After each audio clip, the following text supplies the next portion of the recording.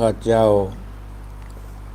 ขอถวายความเคารพแด่พระเถรานุเถระพระสังฆาธิการพระสงฆ์องค์เนนจุตนจุองค์ขอเจริญพรกับคณะศรัทธาสาธุชนทุกท่านวันนี้กับผมอัตมาภาพพระครูสังวรศิราภิรักษ์เจ้าอาวาสวัดสายมูลตำบลแม่กาอำเภอสันป่าตองจังหวัดเชียงใหม่ก็ได้มาพบปะกับคณะศรัทธาสาธุชนทั้งหลายในวันนี้เป็นวันจันทร์ที่18เดือนสิงหาคมพุทธศักราช2568ตรงกับแรม9 ค่ำเดือน11เหนือรายการนี้ชื่อว่ารายการมรดกธรรมกำเมืองเทศนาอยู่ที่วัดสายมูลตำบลแม่กาอำเภอสันป่าตองจังหวัดเชียงใหม่ส่งสัญญาณไปที่แม่ข่ายวัดปักตางเจริญท่านผู้อำนวยการท่านพระครูอภิวัฒนวิกรมรับสัญญาณแล้วก็ส่งสัญญาณไปตามกระแสของอินเทอร์เน็ตแล้วก็มีหลายๆสถานีที่มีจิตเป็นกุศลได้เกาะเกี่ยวเอาสัญญาณนี้ไปออกอากาศนี่ก็พอออกสถาญาติโยมทั้งหลายได้รับฟังอยู่ณขณะนี้ต้องขอขอบคุณอนุโมทนาต่อเจ้าของสถานีวิทยุทุกที่ทุกแห่งที่ได้เกาะเกี่ยวเอาสัญญาณนี้ไปออกอากาศก็พอออกสถาญาติโยมได้รับฟังทางสถานีวิทยุกระจายเสียงของท่านบ่เท่าแต่นั้นก็ได้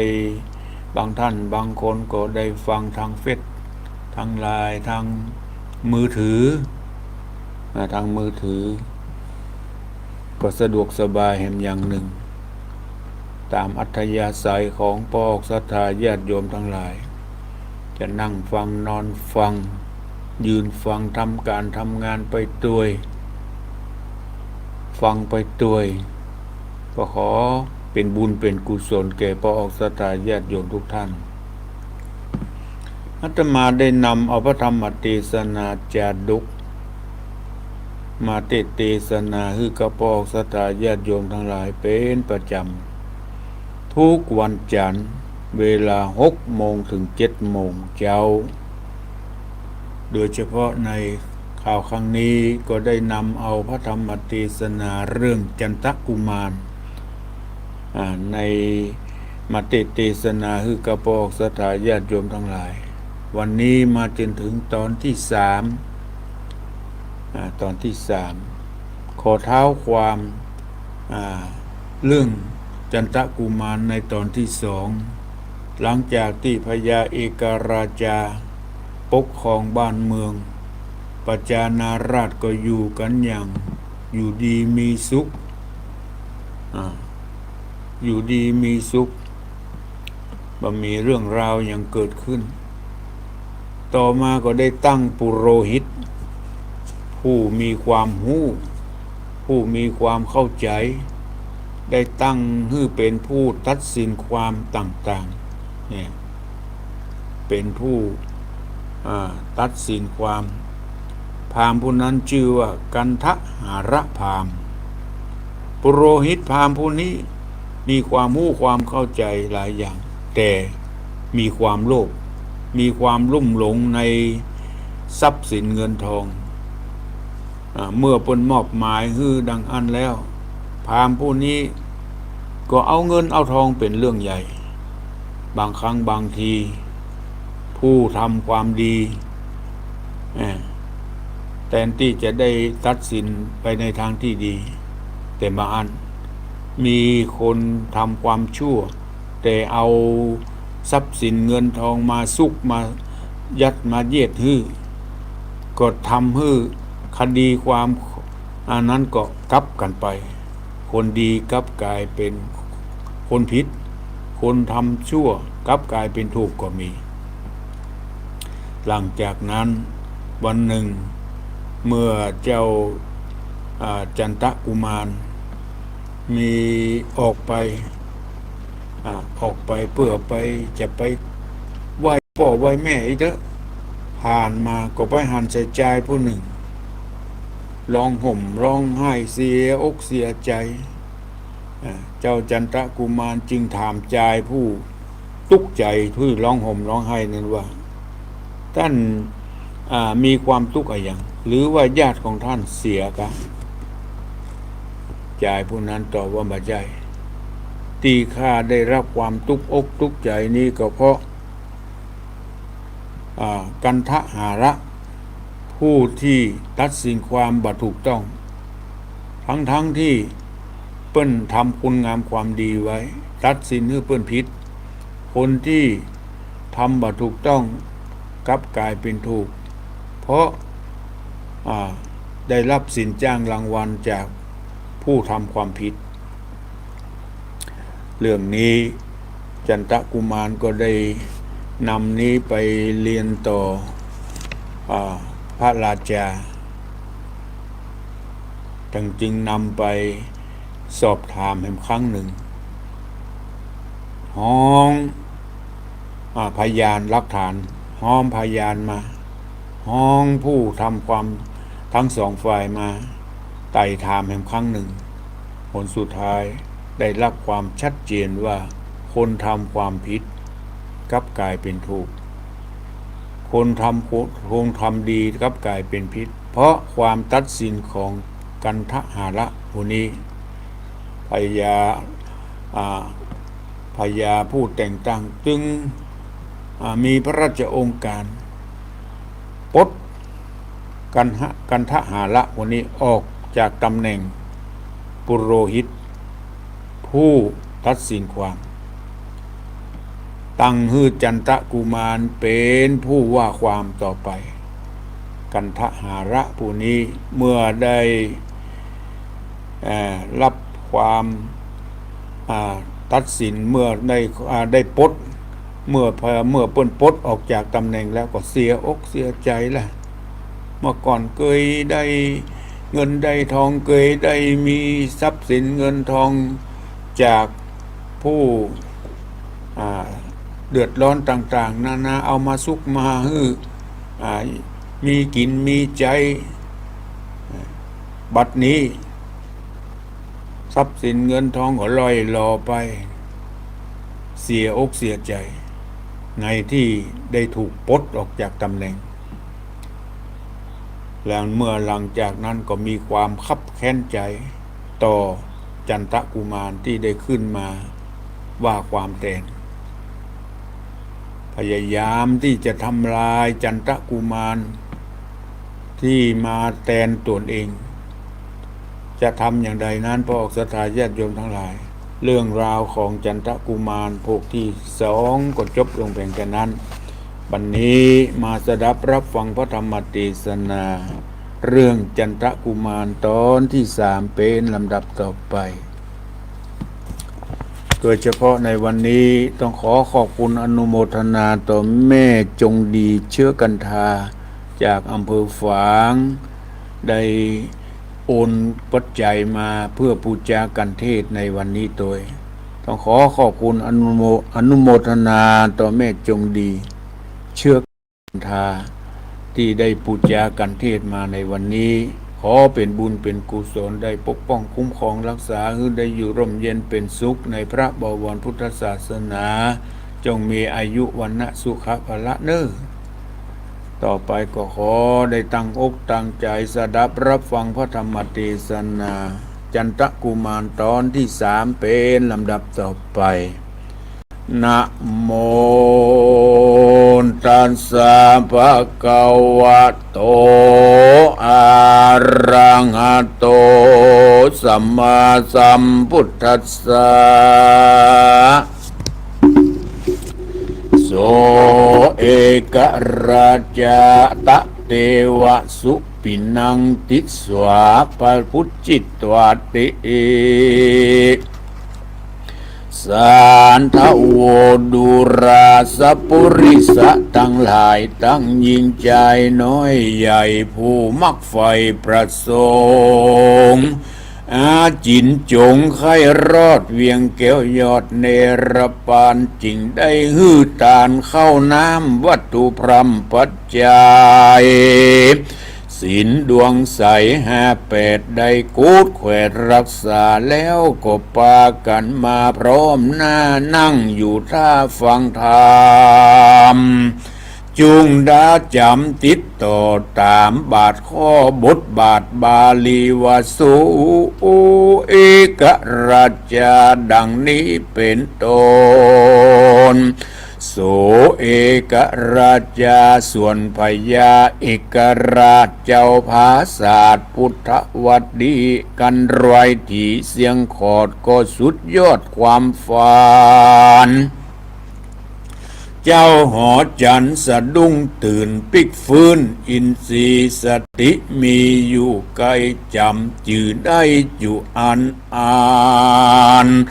ดังได้หันต่อหน้าบ่ลับกว่าหายโหนลับตาตนสั้นพอก็หันแต่นางนอดเทวธิดา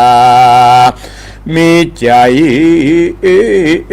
วิวาไฟของใครไปเกิดในห้องโขงสวรรค์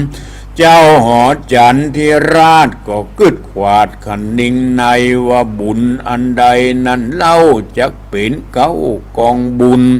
อันจักหนุนส่งตุ้มจักห่อหุ้มเมืองคนได้ไปเกิดบนสวรรค์ฟากฟ้าโขงแข่งลาส่งสวรรค์มีเทวธิดาหลายแหล่วังเวทแห่เป็นปริวารเต้าผู้บานตนยศใหญ่คันนิ่งไขว้ไปมาพิจารณาสันส่องพับไขว้ห้องเวียงใจว่าบ่มีภัยแต่เล่าจากเต้าปุริโหปุริปุโรหิตเท่ากันทหารละพามพันกวนถามตวนทีมันจี้ตามธรรมกันมันไขกำกล่าวอูเราได้หูฉันใดก็จักเร็วไวแต่งสร้างตามมันอ่างไข่ปานได้หันเลี้ยวปันไปเกิดจันฟ้าเริดโขงสวรรค์เจ้าจอมเอกราชก็ลุกจากอาสนะจองนอนใจอาวรณ์พัดแผ่กึดถึงแต่ความฝันก็มีหันและนา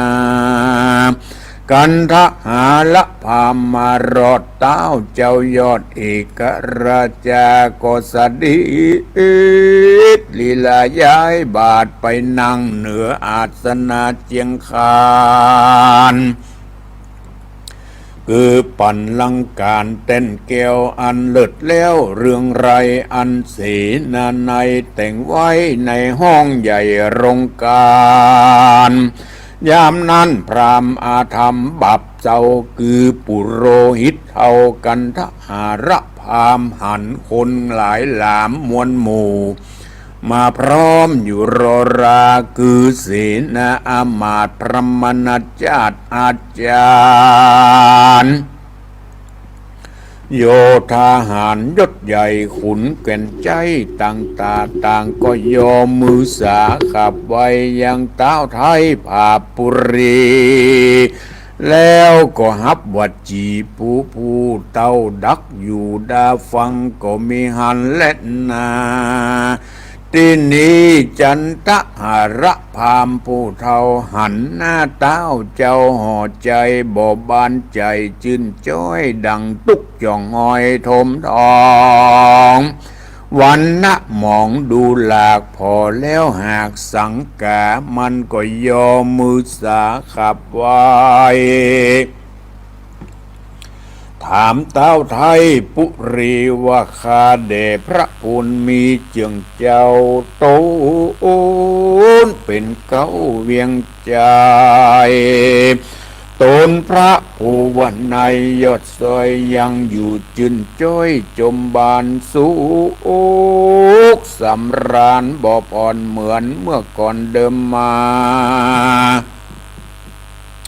หรือมีโรกาพยาธิมาต้องปาดอินทรีย์พระภูมิเป็นเจ้าหม่องมนเศร้าสั่งจาขอคุณนาเก่าอู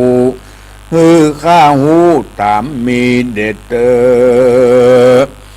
เมื่อนั้นเจ้าปุรีเอกราชาจิงไขถ้อยวัดกำงามวัดดูรากันทหารพามเหยผู้เทาอ่านปีนเก้าปรโรหิตาคืนแล้วมานิสัยหากเราได้นิมิตฝันนี้บอกเคยหันมาแต่สูตรจักบังเกิดโตดหานีหรือเป็นนิมิตดีผาเสดบังเกิดมงคลใจเราวนไว้วันไข่หูแน่นั่นหันใส่ตันจุงไข่เก่าแก่แจ้งเนตตามมีเจ้าปุรียศใหญ่กล่าวเสียงไข้สุดกรรมก็พรามอาธรรมเอาหาดขึ้นนั่งเหนืออาสนะแล้วไขขียากล่าวโอมันหูจุประการก็มีอันแลนาตามัดทางพระกาเซนตู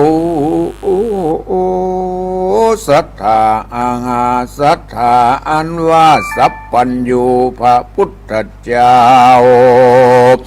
หันบาทถอยบาลีบทหลังมีไปแจงพระจิงแสงเทศนาวาสุอิกราชาพรหมนางปูจิตตวาดังนี้เป็นตนภิกขเวดุราภิกขุทั้งหลายอันเป็นสายอริยญาติ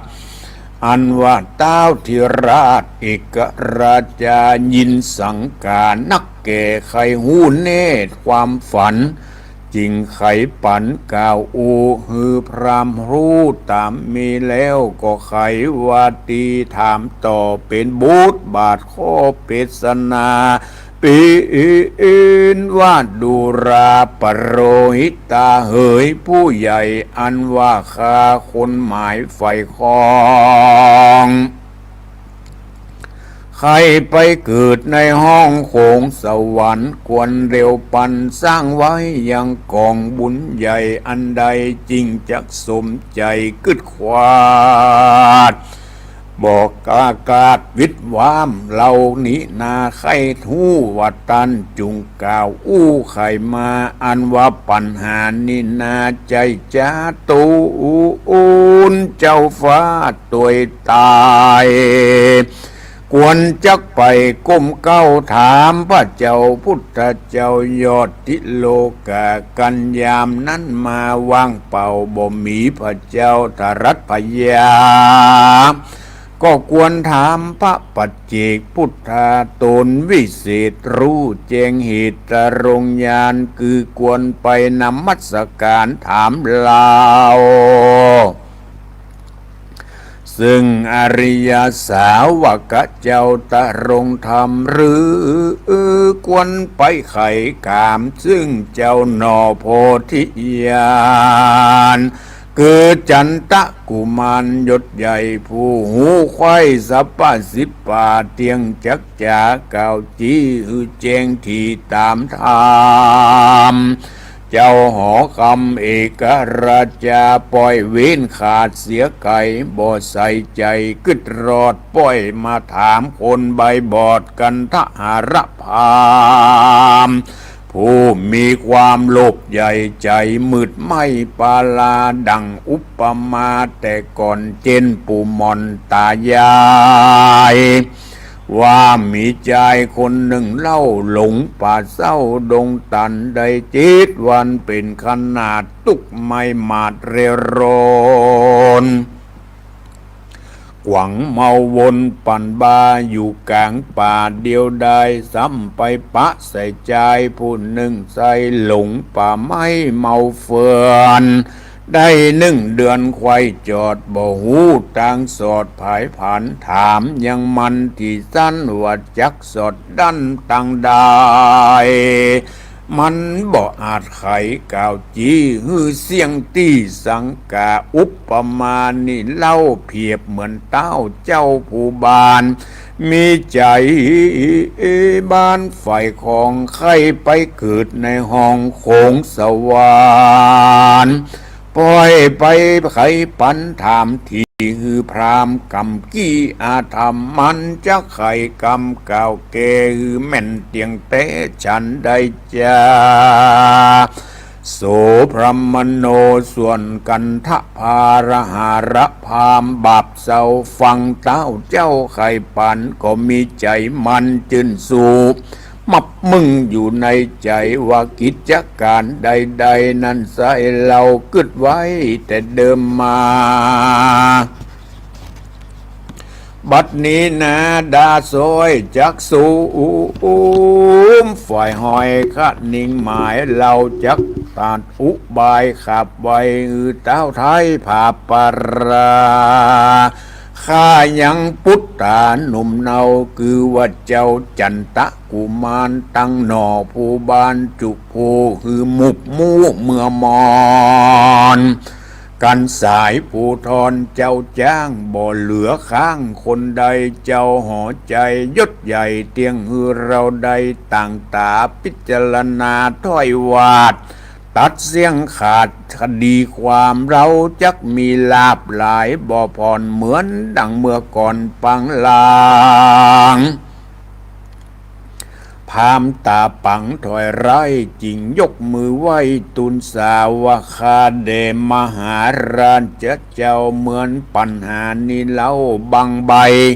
บอกกวนไขเก่าอูต่อหน้าหมู่คนหลายขอตั้นพระบุญภายปิ่นเก่าเสด็จเข้ามาไปในข้าจักไขเก่าแก้เจ้งเนตามมีเจ้าปุรีธิราชเมื่อได้ฟังพามห้าวหาตุนสาบอกพิจารณาที่สั้นแม่นมั่นตามธรรมก็รีบนำพามเท่าสดีเข้าไปในก็มีหันและนาอันว่าพรามถอยไร่ก็เส้งขาบไว้ตุนสาวคาเดมหาราชเจ้าตูนเป็นเก้าเวียงใจกันมีใจไฟของใครไปเกิดห้องโขงสวรรค์จุงปูจายันวิเศษตามสัตรเป็ดเดิมมาตัดสิเนหาฝ่ายหอยในลูกน้อยยิงใจฆ่าสัตว์หลายนักโสดอันบ่มีโทษในตนเป็นกุศลลำเลิศปางได้ไปเกิดโขงเมืองสวรรค์เจ้าหอดจันทิราชได้สละขาดตานไปยังปัจจัยเข้าน้ำวัตถุพร่ำเงินคำตั้งเรรำเพนพาเตคนกำพาอนาถาคนชราแก่เท่าบ่แม่นแต่ตั้งบุญบ่แม่นตั้งหนุนส่งอยู่ไปสู่สวรรค์มีแต่ปูจายันนี่เล่าหากเป็นเก้ากุศลจักปาตนตันเต้าไปเกิดดาวตาวติงสามีเทวธิดาหลายแหล่วังเวทแห่เป็นปริวารสุขสำราญจืนจ้อยสมฝ่ายหอยบ่สงสัยเจ้าหอใจที่ราชฟังโอกาสตุนสาแห่งปโรหิตาผู้เท่าตั้งแต่เก้าถึงปลายมีใจภายจมจื่นปีติตื่นเจยบานก็มีราชองค์การถามทีว่าตามที่ตั้นจี้ไขปาน ว่าปุจจยันวิเศษตามสัตรเพศเดิมมาเนี่ยฉันใดจะไปแจ้งตันจุงกล่าวแก้งตามรายอ่านว่าสัตว์ทั้งหลายนั้นโสดอันมีโทษติดตนเป็นกุศลพาเสดปาหือไปเกิดเมืองสวงสวรรค์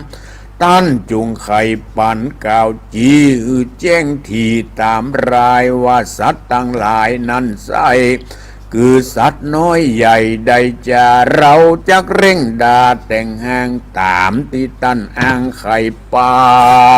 นพามอาธรรมถอยไรก็ขับไว้ตุนสาวคาเดมหาราชเป็นเจ้าตูนเป็นเก้าปุรีปินเตามีบอกจีบ่มีตีสังกาคือเอาสัตว์นานาน้อยใหญ่มามัดไว้ตัวกันแล้วก็เอาดาบฟันฝักฟาดฮือคอขาดตกไปฮือเลือดไหลตกใส่เต็มขุมใหญ่แต่ดินหลีจริงจอบตามแบบเบาจาริตเก่าเดิมมาอันว่าสัตว์นานานั้นไส้คือหากมาได้ราชพุตติต่างราชติวีน้อยนาถและโอรสราชปุตตากะณนาทวนทีอย่างละสี่เป็นไม้ตั้งงัวควายอุสุภราชงามอาจมาแก้วราชอัจจนัยจัดนับไปทวนทีอย่างละสี่เป็นธาราตั้งคนเงินหนาหนุ่มเทาคือว่าเจ้าเศรษฐีเจ้าตัวดีเลิศแล้วคือจ้างเผื่อแก้วเตรียมใจจัดนับไปทวนทีฮือปอสีเป็นหมายขอพระบุญภายเป็นเจ้าอย่าได้จ้านานไปจุงฮือคนในพวกน้อยอันใจถอยปาลายับสัตนานาน้อยใหญ่ดังข้าได้ไข่ปันมาเร็วปันตันบาทอย่าฮือขาดอันใดข้าจักเร็วไวแต่งจางตามเต้าอ้างขันนิ่งหมายข้าเดพระบุญภายปิ่นเก่าอันว่าเต้าเจ้าภาปรา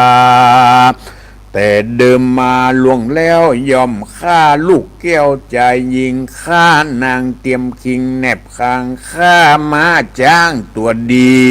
ข้าเศรษฐีเงินใหญ่คบตวนไข่ตามรายการจุติตายกระปากลาละจากเมืองคนย่อมเอาตัวเอาตนไปเกิดในจันฟ้าเลิศตาวติงสากันปุโรหิตาผู้บาปใบนบขับไว้สุดกรรมเจ้าหอคำเอกราชก็รับโอกาสกำหมายพามว่าเราจะกระทำตามตั้นกล่าวโดยด่วนห้าวเร็วไปคือปุจจยันวิเศษตามสัตรเพศโบราณย้อนใจปานไฟของไข่ไปเกิดห้องคงสวรรค์เมืองบนบ่อถอยหนหลีกเว้นลบจากเส้นปฏิญญาและนาสัปปากัญญาโนส่วนอันว่านางกัญญาหลายน้อยใหญ่อันอยู่ใกล้ไปในฟังกำไขต่อถอยแห่งปโรหิตถอยปารา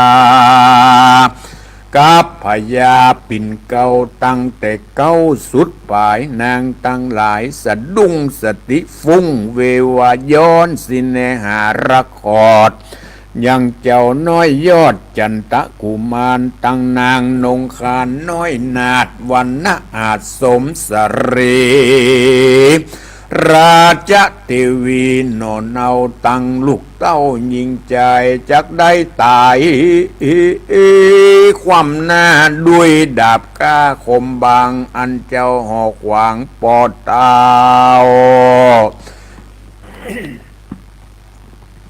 จักใดหนาวคอฟันนางกำนันหลายแหล่ตั้งเจ้าแม่เรือนต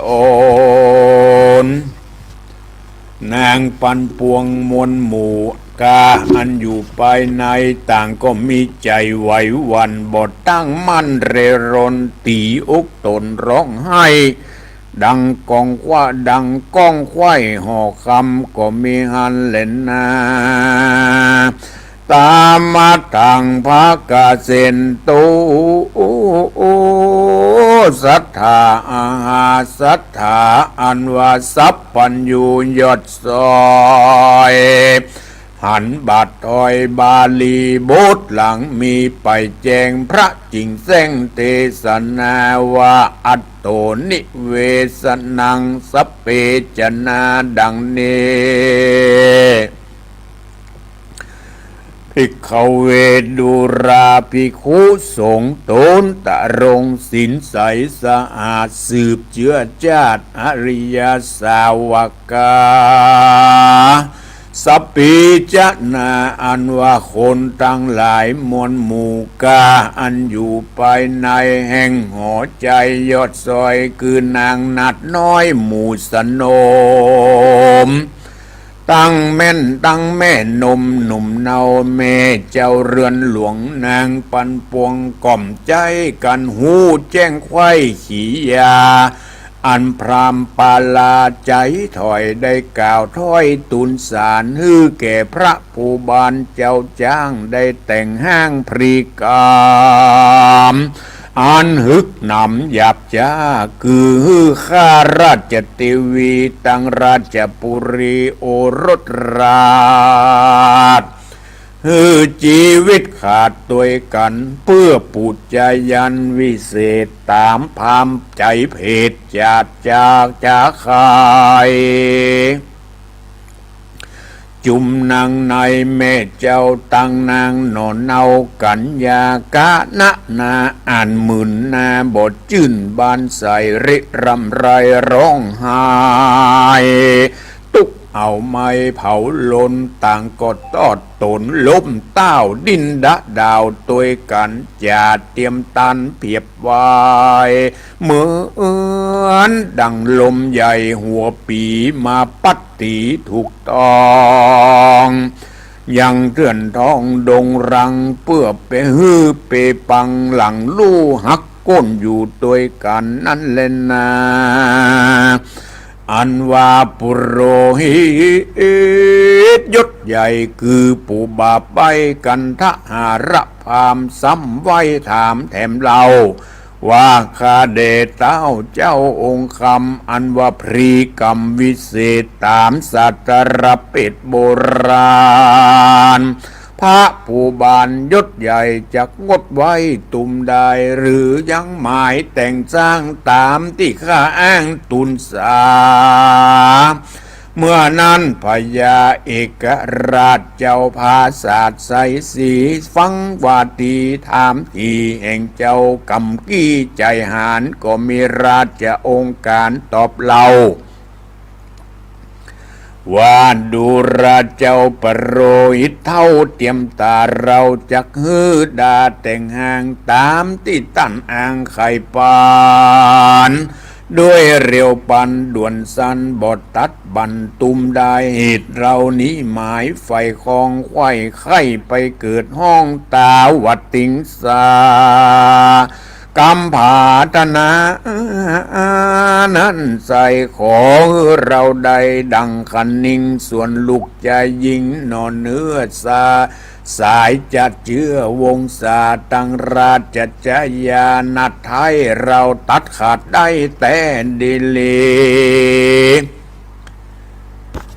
กันเจ้าปุรีธิราชกล่าวเสียงขาดสุดกำพามอาธรรมกำกีมีใจกี้จมบานก็ยอมมือสารกลมเก่ากล่าวกำเล่าลมใจว่าข้าเดพระจอมไตรยศยาวผู้ภาพดาวปารา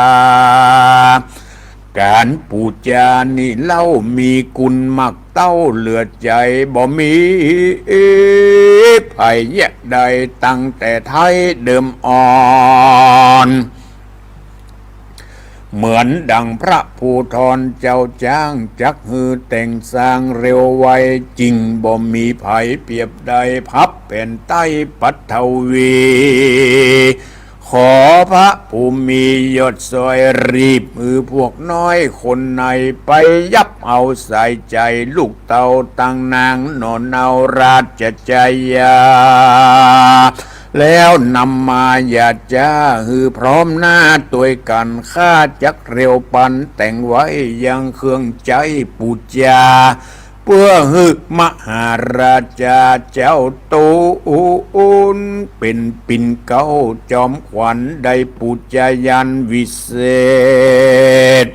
ตามศาสตรเป็ดเดิมปอนพามผมปอนข้าวอ้าวหาดก้าวเสียงขาดสุดปลายก็รีบถวายกลมเกาลาเต้าเจ้าไกลกาไว้ว่องออกจากห้องเวียงใจพรามจังไลปู่เท่าใจกำเศร้าทาลนก็ฮือปริวานตูนแต่งไว้ยังขุมใหญ่บัดเดียวล้อมรั้วเร็วมันเก่นจะรถถีแน่นทึบตานดาจุวันเต้าลุงเต้าเจ้าปาลาแล้วไกกาไว้วองจากห้องเวียงใจพามจังไลปู่เท่าใจกำเศร้าทาลนก็ฮือปริวานตนแต่งไว้ยังขุมใหญ่บัดเดียวล้อมเล็บเร็วมันเก่นจะรถถีแน่นตึบตันดาจุวันจุสิงพร้อมทวนยิ่งตามรายก็มีด้วยพระกาดังกล่าวมานิเลนะนิติตังขียาสังวันนาวิเศษจะห้องเหตุยังจันตะกุมารผูกตวนสามก็บังคมสมเร็จสดีปฐมเทศนาจาดกเรื่องจันตะกุมารตอนที่สามผูกที่สามก็จบลงเพียงแค่นี้พอออกสตาญาติโยมทั้งหลายอาตมาได้ติดเทศนาไปในทำนองแบบปืนเมืองเหนือก็พอจะสรุปใจความโดยย่อๆได้ดังนี้หลังจากที่กันทหารพามปุโรหิตผู้ได้ปลดออกจากตำแหน่งว่าความเมื่อก่อนนี้แกไปว่าความหันแต่เงินแต่ทองมีแต่ความโลภเคยอยู่ดีมีสุขเคยได้รับลาภยศมาเป็นประจำบ่เคยขาดอยู่สุขสบายบัดนี้ได้ปลดออกจากตำแหน่งลดออกจากตำแหน่งว่าความที่นี้เมื่อเจ้าได้ปลดก็ได้เจ้าก็ไปได้รับความลำบากอีกเด้อทีนี้ขอย้อนกล่าวถึงพระเอกราชาผู้ที่ปลดตำแหน่งของปุโรหิตออกไปเนี่ยวันหนึ่งท่านก็ฝันมีความฝันนิมิตฝันไปขึ้นไปฝันว่าไปขึ้นได้ไปขึ้นบนสวรรค์ไปบนสวรรค์ไปหันยังวิมานผาศาสตร์บนสวรรค์สวยสดงดงามหน้าอยู่หน้าพ่อหน้าก้อยไปพ่อไม่ยิงสวยสดงดงามนางสาวบนสวรรค์เนี่ยสวยสดงดงามหน้าเอามาเป็นกู้เป็นกิมสวนดอกไม้ก็สวยสดงดงามทุกสิ่งทุกอย่างงามไม่ไปหมดมีความหลงไหลในสวงสวรรค์มีความหลงไหลอยากจะไปเกิดในสวงสวรรค์แต่ปักใจว่าโอ้ยิ่งใดจะไปเกิดในสวงสวรรค์เนี่ยหลังจากนั้นแกก็สะดุ้งตื่นมีความนึกถึงกึดถึงยังกำฝันบ่ขาดเวลาตลอดเวลาอยากไปเกิดในสวรรค์แต่อยู่ที่ไหนลมหายใจเข้าออกทุกลมหายใจเข้าออกกึดแต่อยากจะไปเกิดในสวงสวรรค์ ที่ดีจะไปถามไผดีวะเอาจะยังใดจึงจะไปเกิดในสวงสวรรค์แทนที่จะไปถามผู้มีความรู้ความฉลาดมีถามผู้มีความเข้าใจในเรื่องนี้แทนที่จะไปถามผู้มีสติปัญญาดีพระราชาคนนี้ไปถามกันทหาละไปถามพราหมณ์ผู้ที่ได้ปลดออกจากตำแหน่งเมื่อก่อนนั้นนึกอยู่ว่าปุโรหิตคนนี้เป็นพราหมณ์เก่าพราหมณ์แก่คงจะมีความรู้ในเรื่องนี้พ่องพระราชาเอกราชาก็ไปถามกันทหาละผู้มีความโลภอยู่ในใจอยู่แล้วมีสันดานมีความโลภเป็นประจำอยู่แล้วพราหมณ์ผู้นี้เมื่อได้หันพราหมณ์มาปรึกษาหารือก็ดีใจที่พราหมณ์คนนี้เข้ามาปรึกษาหารือกันทหาละพราหมณ์ได้ฟังพระราชาได้เล่าให้ฟังว่าเอาไปหันในสวรรค์มีความงดงามต่างๆนานามีความสาวสดมีหมู่สาวก็สวยสดงดงามอยากเอามาเป็นคู่ครองสวนดอกไม้ก็หอมไปตัวบ้านตัวเมืองกันทหาละได้ฟังพราหมณ์อย่างอันเข้าทางท่านอยากจะไปเกิดในสวรรค์อย่างอัน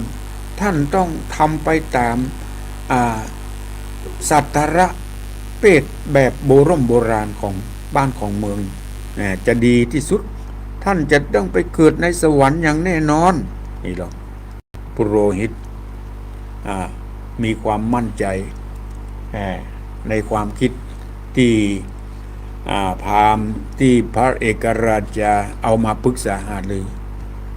การปูจายันวิเศษศาสตร์ตามศาสตรเปตโบราณนั้นเพิ่นทำอย่างอีเนอท่านพญาเจ้าเอาลูกเอาหลานเอาสัตว์ทั้งเอาสัตว์ที่เคยฮักเคยชอบตลอดถึงผู้มั่งมีเศรษฐีเอามาอย่างละสี่เอามามัดรวมกันแล้วก็เอาดาบตัดคอแล้วเอาเลือดรวมกันในขุมนี่ถือว่าท่านได้ปูจายันท่านทำแล้วท่านจะได้ไปเกิดในสวงสวรรค์ว่าพุทโธธัมโมสังโฆพระเอกราชาได้ฟังอย่างนั้นก็มาพิจารณาดูมีความเชื่อตามกันทหาระพราหมณ์ผู้ใจบาปเบาใจผู้บาปใบปาลาคนนี้หมู่เขาทั้งหลายอันเป็นนาฏสนมทั้งหลายหันแล้วน่าตกใจที่ได้ยินคำปุโรหิตได้มาทำมาบอกมากล่าวให้แก่พระเอกราชาจาอย่างนั้นตกใจสะดุ้งฟุ้งย้อนอินดูลูกหลานทั้งหลายที่จะถูกฆ่าฟันจันทะกุมารก็จะถูกฆ่า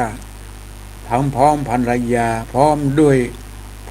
เศรษฐีแห่ง4 คนหมู่สัตว์ทั้งหลายจ้างม้างัวควายอย่างละ4จะต้องเอามามัดรวมกันแล้วก็จะต้องถูกพญาเอกราชาฟันแล้วก็เอาเลือดมารวมกันปูจายันอีกพวกกตญาติโยมทั้งหลายเอกราชามีความหลงไหลอยากจะไปเกิดในสวงสวรรค์และอยากจะปฏิบัติตามปุโรหิตผู้ใจบาปก็เร่งเร้าพญารีบทำเมื่อรีบทำเร็วเท่าใดก็จะได้สำเร็จเมื่ออันดังนั้นพระเอกราชาก็จะรีบทำตามที่ปุโรหิตผู้ใจบาปได้สั่งมาบอกศรัทธาญาติโยมทั้งหลาย ปุโรหิตผู้นี้มีความคับแค้นใจอยู่ในใจหยุดแล้ว เมื่อได้อ่าเมื่อได้ยินได้ฟังพระราชามาปรึกษาเรื่องนี้ก็เข้าต่างของปุโรหิตเพื่อกำจัดยังจันตะกุมาร เพื่อตัวเองจะได้ไปเป็นผู้ว่าความคดีความ เพื่อหวังลาภหวังผล อันเกิดจากการตัดสินคดีต่างๆดังที่เคยปฏิบัติมาปะกันทหาระพามผู้นี้จะไปหลอกลวงจะไปจะไปหลอกพญาเอกราชาฮื้อปฏิบัติผิดศีลผิดธรรมอย่างร้ายแรงจะสำเร็จหรือไม่ก็ให้ติดตามรับฟังพระธรรมเทศนาเรื่องจันตะกุมารตอนต่อไปสำหรับวันนี้ก็ขอยุติจันตะกุมารไว้เพียงแค่นี้ก่อนนะปอกสตาญาติโยมทั้งหลายขอขอบคุณแม่จงดีเชื่อกันทาที่ได้ปูจากันเทศในข่าวครั้งนี้โดยขอเป็นบุญเป็นกุศลใครที่ฟังนี้จะแจ้งผลการรับฟังก็ขอแจ้งมาที่ 0812898992 ขอขอบคุณแม่ลาวันกุยคำเลยที่ได้แจ้งมาทางเฟซทั้งหลายแม่ครูลาวันกุยคำแม่สายฝนจันทร์กุณนะแม่จิรพันธ์โมโปประนอมกันทวงศ์ขอขอบคุณอนุโมทนาแม่เดินเพนทิมวางแม่ทิม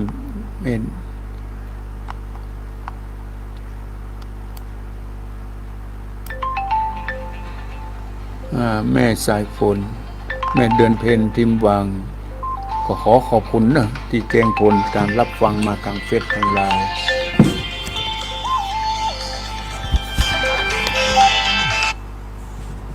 เจริญพรเจ้าค่ะพระสาเจ้าท่านพระครูแม่สุขแก้วศิลปรสิทธิ์เตี้ยเด้อติดตามอยู่ประเด็นนี้ผูกจนสามแล้วเนาะ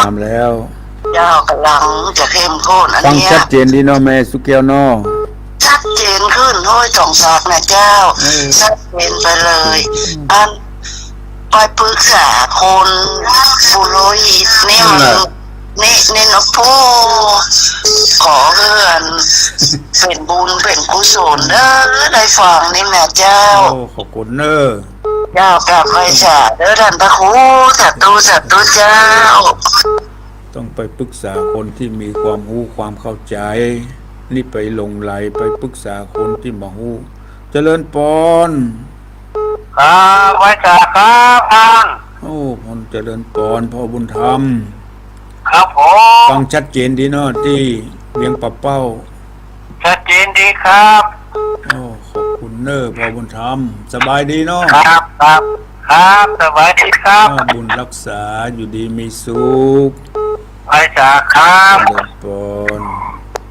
เจริญพรไว้จ้าพระคุณเจ้าได้ฟังเย็นเด้อโทรมาจากไหนจากเมืองเส้นต่อวังเหนือลำปางเจ้าเส้นต่อวังเหนือฟังชัดเจนดีเนาะเจ้าชัดเจนดีเจ้าขึ้น90เจ้าบุญรักษาอยู่ดีมีสุขเจ้าก็กำลังใจนะเจ้าเจริญพรคุณสมพรรัตนังแจ้งผลการรับฟังมาทางเฟซขอขอบคุณอนุโมทนาเจริญพรไอ้สาเจ้าโทรมาจากไหนโทรมาจากน่านเจ้าน่านบ้านอย่างก็อำเภออย่างอำเภอสาเจ้าแม่สมฤทธิ์แม่สมฤทธิ์อำเภอสาเจ้าที่นั่นก็ฟังชัดเจนดีเนาะเจ้าชัดเจนดีเจ้าบุญรักษาอยู่ดีมีสุขแม่สมฤทธิ์เนอะเจ้าไว้สาเจ้าดีมีสุขเจริญพรพระสาเจ้าท่านนะครูเจ้าโทรมาจากไหน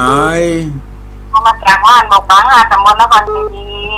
แม่ไข่แก้วพรเจ้าแม่ไข่แก้วมาจากหนองจีดีมันมาจากบ้านอย่างก็บ้านโบก5เจ้าโบก5ตำบล ตำบลนครเจดีย์ น เจ้า ครเจดีย์เนาะฟังชัดเจนนี่เนาะ เจดีย์เจ้า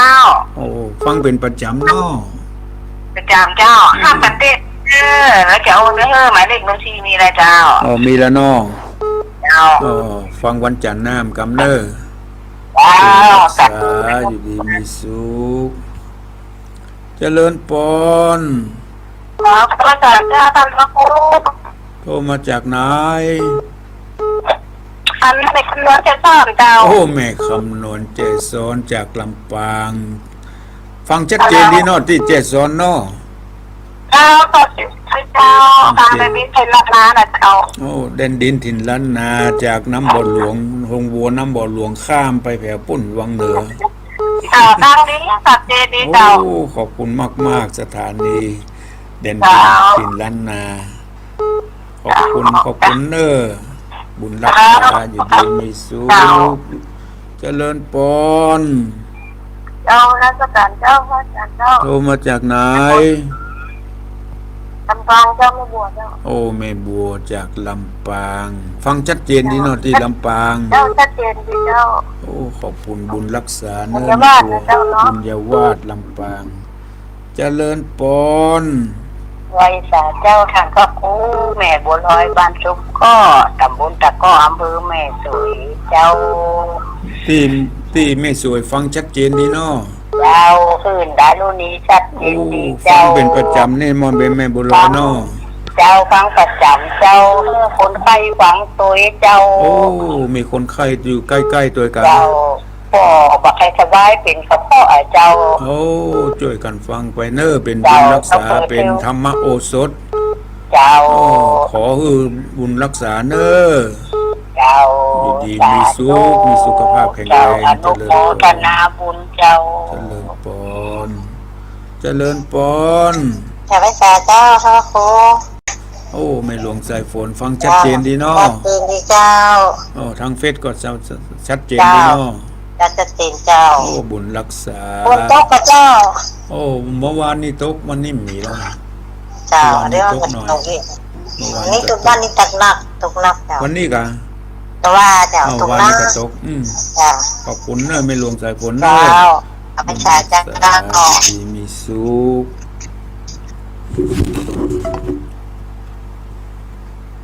ฝนก็ตกช่วงนี้ฤดูฝนตกกันเป็นช่วง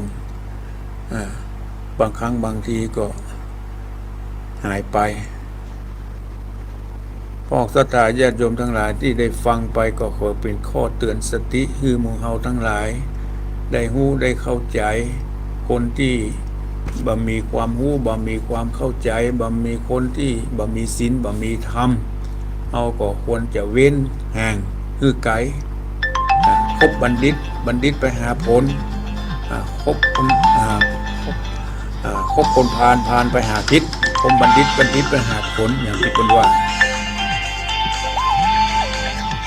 เจริญปอน ไว้สาเจ้าพระอาจารย์ โทรมาจากไหน แม่เบอร์สีน้ำเผือผู้เพียงเสียงวัดนานเนอะ โอ้มาน่านมาสายที่สองนะเนอะแม่ เจ้า อำเภออย่างก็ น้ำเผือผู้เพียงเจ้า โอ้ภูเพียงนี่เป็นอำเภอเดียวกันจึงวัดพระธาตุแจ้แห้งนะเนาะ เอาให้เดียวกันนะ เอ เจ้า อพระธาตุแจ้แห้งก็อยู่วัดหลวงเมืองน่าน หลานน้อยจะอู้ตัวอย่างมอ เขาลองฮื้อละอ่อนอู้เหรอ สวัสดีเจ้าแทนเจ้า หวัดดีน้องชื่ออย่างก็ ต้องชื่อเหนือมันตัวน้อยเดี๋ยวบอกต้องชื่ออย่างเดี๋ยวบอกต้องชื่อมันน้อยเจ้าชื่อมันน้อยเจ้า อายุเท่าไหร่แล้วนี่ ดีกว่าเจ้าดีกว่าเจ้า ขวบฟังตัวยายเนาะ ตัวยายนอนตัวยายเด็ก โอ้ดีละฟังตัวกันไปเนอะ เจ้าเจ้าทั้งคืนบ่เคยดีของพวกมหาเจ้า อันกะมาเจ้ามาใครดีกะ